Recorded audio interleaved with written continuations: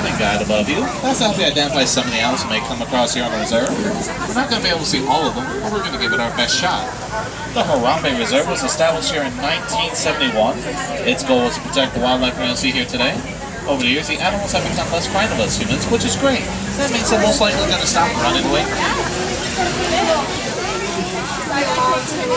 Now, if you guys are going to take any pictures, I recommend you set your camera to a sports setting. Unfortunately, you may or not going to be able to stop for every single animal out there. It's due to reserve rules. So always make sure you have your camera. Monito sudamericano. This is a safari. That means these animals could be anywhere and everywhere. Now, along the way, folks, I'm going to point out to the animals and give you some fun facts about them to make this a very fun 2-week adventure. Harambe. I'll just wait right here for a little bit. Tuck up ahead and get a little more distance before we take our turn. Once again, make sure you always have your cameras on, stay seated, and we should have a fun 2-week adventure.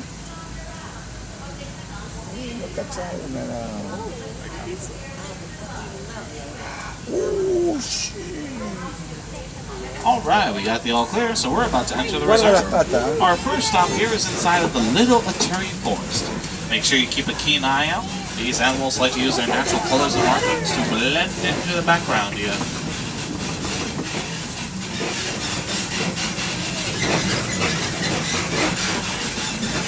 Oh, 3 metros de agua. Más agua en mi cuadra que acá. Oh, folks, look on that hill to your right. You're actually going to see an okapi. Despite its legs resembling that of a zebra, the okapi are actually relatives of the giraffe family. Oh, look, on the left there's a female greater kudu's. Greater kudu's are usually shy and nocturnal. Females don't have the horns while the males do. They weigh up to 750 pounds.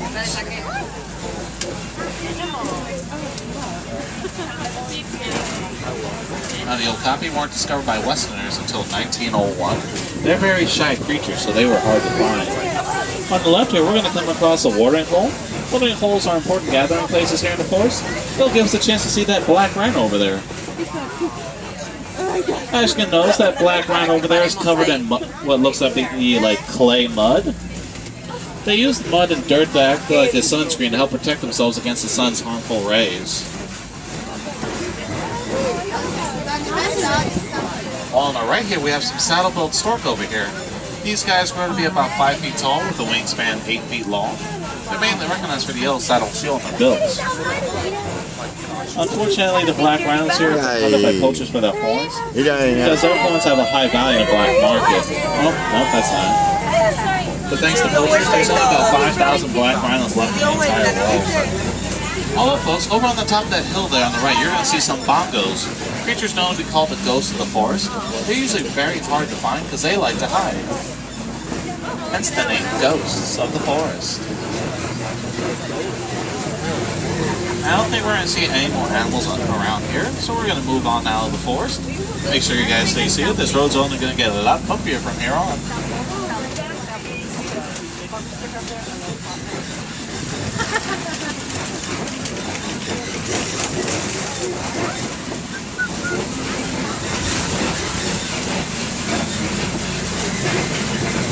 Here we go.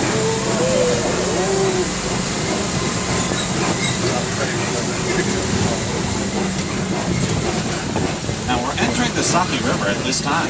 Make sure you guys keep an eye out for the hippos, as they like to mark this territory as their own.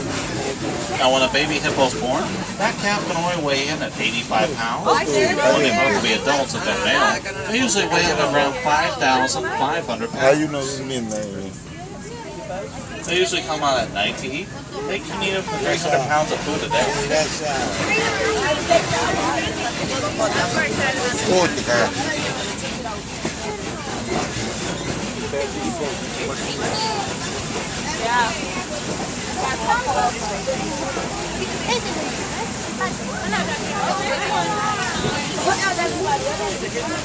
Looks like that one hippo's taking a nap over on that island used by pigback pelicans. During their mating season, their backs like to change to a slight pinkish color.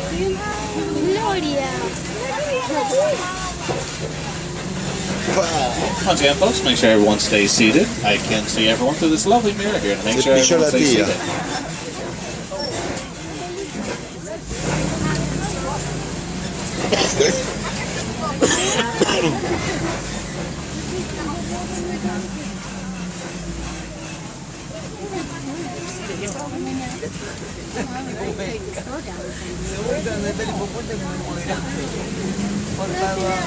Now, hippos like to mark their territory using defecation. It's a little one, so I have no idea what that word means. I can't tell you, but your parents can. Look, there's one right there.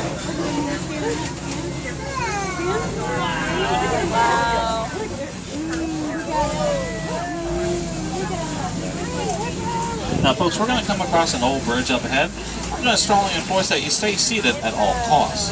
While we're going over it, down below us to our left, we're going to see one of Africa's most powerful predators, the Nile crocodiles. Now, these guys can take down prey much larger than themselves, for example, a zebra. When they clamp down their jaws, it exerts a force of 2,000 pounds, easily breaking the bones of their prey. If they are to remain inactive underwater and not move a muscle, they can actually hold their breath for 2 hours.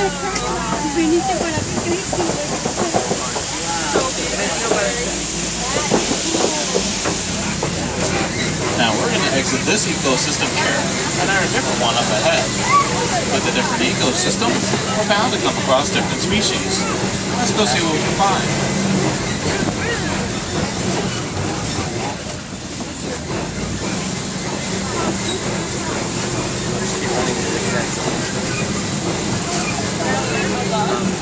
Now, speaking of different, check out this upside-down looking tree here in the upper right corner. That's actually a baobab tree. They can go leafless for up to 9 months of the year, as they store gallons of water inside their trunks in case of drought. If left unharmed, they can actually grow to be over 1,000 years old. As we make our way downhill, you want to look to your left. We have a great view of our next area coming up. These sandplain grasslands extend for hundreds of miles all across East Africa. It's a superhighway for millions of migrating animals all year round. This is the wild Africa we're trying to conserve here. Make sure you guys keep an eye out for anything that moves. The animals here like to use the tall grass as a nice little hiding place as well as a food source. Speaking of which, there's some giraffe over here on our right. Giraffes are the tallest animals in the world. They grow to be 18 to 20 feet tall. And their necks, they only have 7 vertebrae, which is coincidentally the same amount of vertebrae we humans have in our own necks. Stay seated, folks. Folks, remain seated. Thank you. Now, the difference between the reticulated and Maasai giraffe is in their skin patterns. Reticulated get their name from the Latin word reticulata, which means neck, referencing to the net-like pattern in their skin, while Maasai giraffes have irregular spots on them with jagged edges. They usually look for food for about 16 hours out of the day. They only need half an hour of sleep.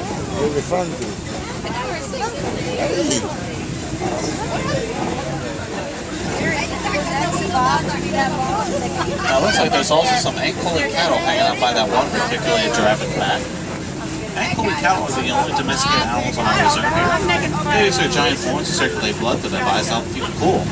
Despite the size of the horns, they're not very heavy at all because their horns are not solid. Decime que te gusta, It's actually a honeycomb like Decime que te structure which gusta, helps quiero them the blood. escucharte. Makes their horns only weigh about 15 pounds. Mucho. Decime gracias. On our radio, it looks like we're going to be greeted by some white-bearded wildebeest. White-bearded wildebeest has one of the largest animal migrations all year round. The meaning of their name is in the name itself. These are wild beasts. Now, they're also known to be called something called a gnu, spelled G-N-U. That's the sound they make. Ñu.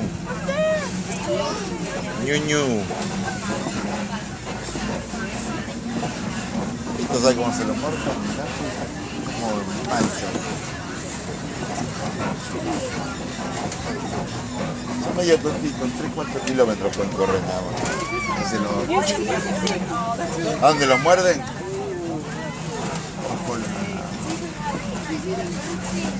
Atrás.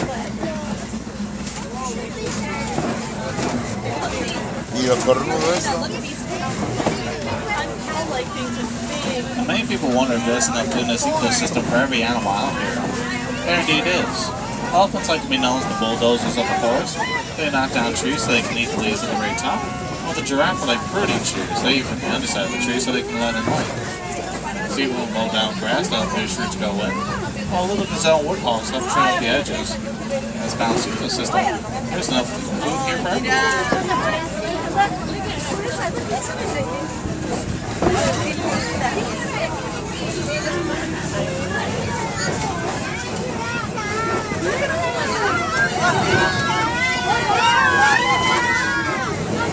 está. Dale. Pero exteriorizar la alegría. Now, it looks like in the open field on our right here, we are going to come across some Patterson eland. Patterson eland are one of the largest antelopes in Africa. They have a unique ability where they can go without drinking water indefinitely. How, you may ask? These guys can actually absorb water from the food they eat. As long as these guys have food, they don't need to find a watering hole to survive.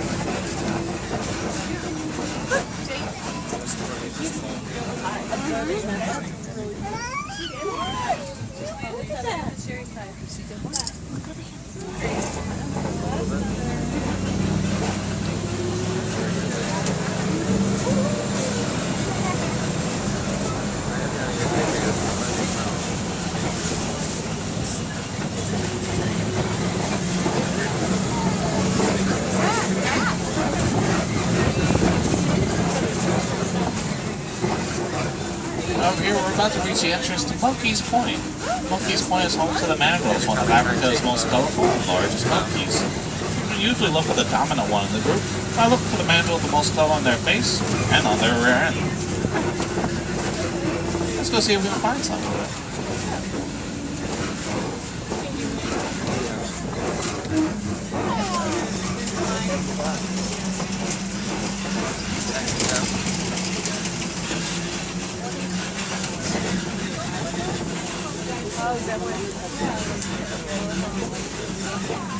Oh look, there's one over there on that rock, and it's the dominant one, the one with the white fur on it.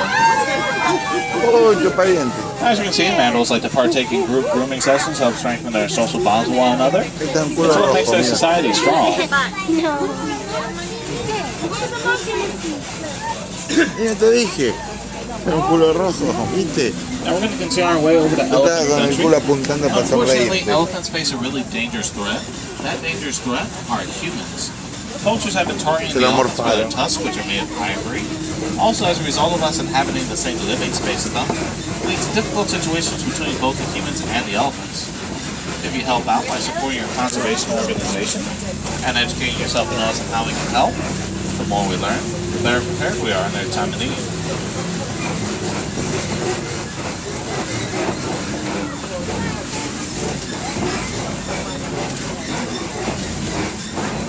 Now looks like we're going to have to cross this bridge if we want to continue on. For your safety, please remain seated. We'll be going pulley-pulley. That just means very slowly over it.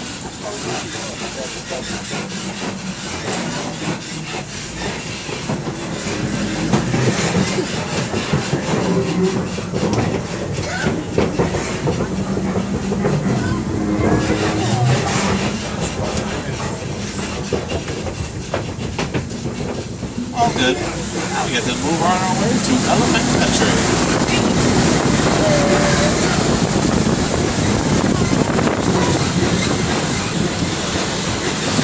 Now you see some footprints on the ground, as well as some test points are going to play a role here. Alright. Elephants here eat the red clay so they can get their beneficial minerals. We'll be stopping a couple times in the field up ahead to take some pictures of elephants if we see them. I'm also going to go off the mic for a little bit. I'm going to find some music to listen to as we drive by. Excuse me for a bit.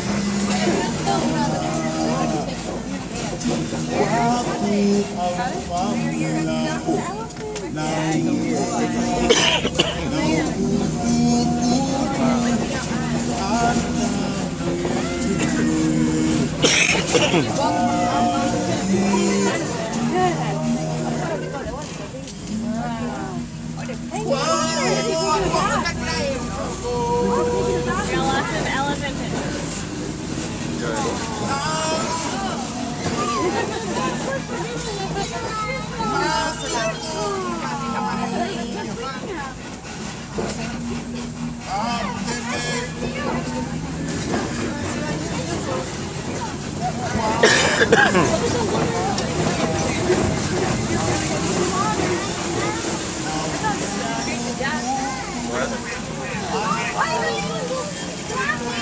we're going to continue our way over here to Flamingo Island, home of the greater flamingos.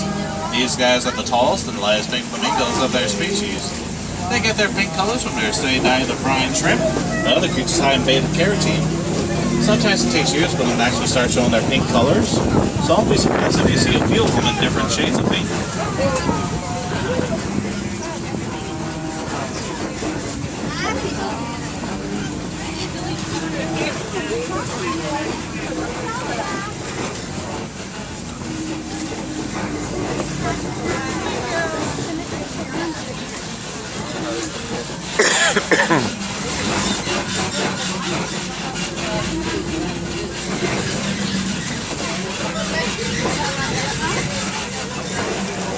Well, folks, there's a white rhino in the field. Unfortunately, the white rhinos here aren't doing very well. Poachers have been hunting these guys with their horns, because their horns have a high value in the black market. If they don't find a better way to protect them out in the wild or even here on the reserves, these guys are going to become extinct. As you can see right now, they're covered in themselves in mud. They use mud as a sunscreen to protect themselves from the sun's harmful rays. They have very sensitive skin. I don't know. They're taking their time.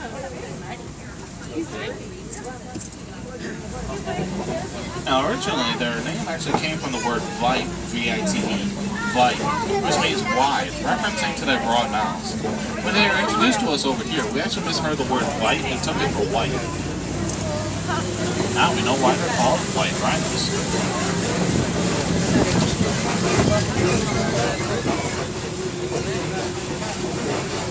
Now let's look for some creatures over in this area. Let's see what could be lurking around.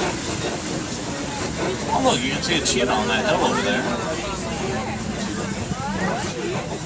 Cheetahs are the fastest land mammals in Africa. They can go 60 miles per hour for a few hundred feet, about the length of a football field. Unlike other big cats, they like to hunt during the daytime instead of at night, because these guys rely on their sights and not their sense of smell. They can't retract their claws, and they're one of the few big cats that actually purr. There's actually another one right over there on the top of that hill there, just past the trees.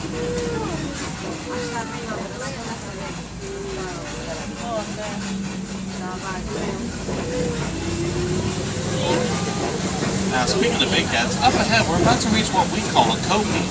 Kopie are used by big cats like lions as a nice little tanning bed during the daytime, and it's a great vantage point to spot prey at night. Let's go see if we can find ourselves some lions.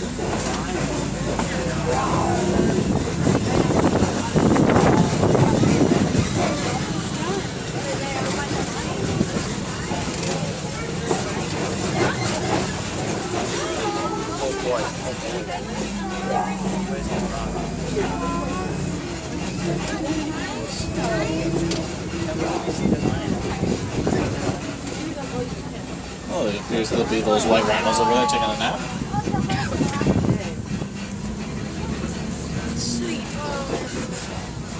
don't see them right now. Where are they going?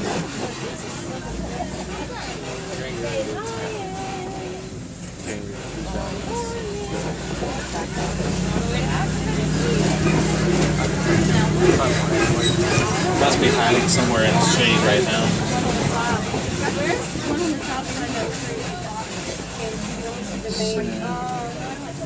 Actually, they're right next to the rocks. It's very hard to see them, but I can see the ears and the mane of a male lion. They're just on the tip of the edge. Make sure everyone's seated. I'm going to head on over here to some burrowing holes on our left. Burrowing holes are usually occupied by warthogs. Wow. Let's see if we can find one. Oh, there it is. It's taking a nap by that tree down there at the bottom of the hill. Warthogs like to dig burrows using their tusks and feet. They even like to reuse some burrows used by other creatures. They're one of the most non-territorial animals we have here in Africa. On the ground here on our left, these are ostrich eggs. These eggs weigh about 3 pounds each. It takes about 48 days for them to hatch, and only 18 months for them to become fully grown. Meanwhile, we also have some little pontabucks here on our left and right by the zebra. Pontabuck were once threatened with extinction. But thanks to reserves like ours, the Bontebok are now thriving in them. We finally figured out after years and years of research, zebra are black with white stripes. Each one of them has a different pattern on their skin, just like us humans have unique fingerprints. Never are there two of the same.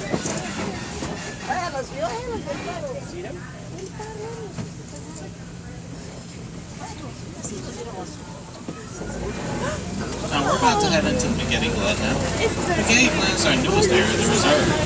This area will hopefully be used by many species of the future. Let's go see if anyone's using it now.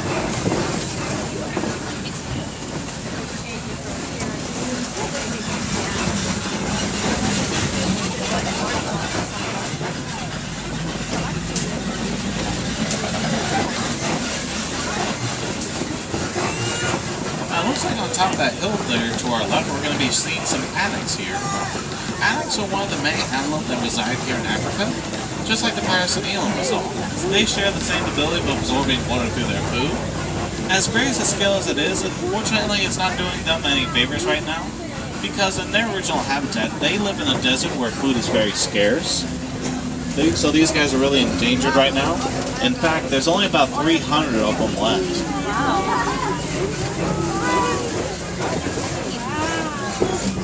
Hopefully more animals will be joining them in this place, calling this area their home. Make sure you keep an eye and ear out to find out what other animals may be living here in the future. I hope everyone has enjoyed their drive here through the Harambe Wildlife Reserve. Our reserve here is a great demonstration of the ultimate goal of conservation, which is to help balance out the needs of both the humans and the animals alike. That way everyone wins. You guys can also help out with conservation by doing such simple actions as recycling a cell phone or even a piece of paper. What we can do to conserve, better we can protect these natural habitats around us and the wild species that live within them. I'd like to thank everyone for joining us here at the Kilimanjaro Safaris Expedition. If you guys want more up-close animal encounters, I highly recommend to you the Godman Forest channel. It's a small little forest like with a lot of close interviews of animals we don't have here on the reserve, such as meerkats, monkeys, gorillas, even a naked mole rat. Be sure to come back and ride with us again. Never are there two surprises on the same. You never know what other creatures you might see here on the reserve, or what they'll do here. Once again, my name's Nick. I'll be dropping off at the nearest warrant post. From there, it's a small hike back to Harambe Village. On behalf of all of us here at Kilimanjaro Safaris, we'd like to say Asante Sana. Guys, thank you for joining us here on Simple One.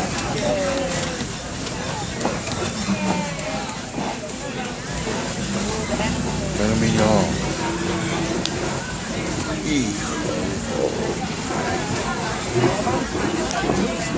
La cara de la felicidad. Sí, lo parió.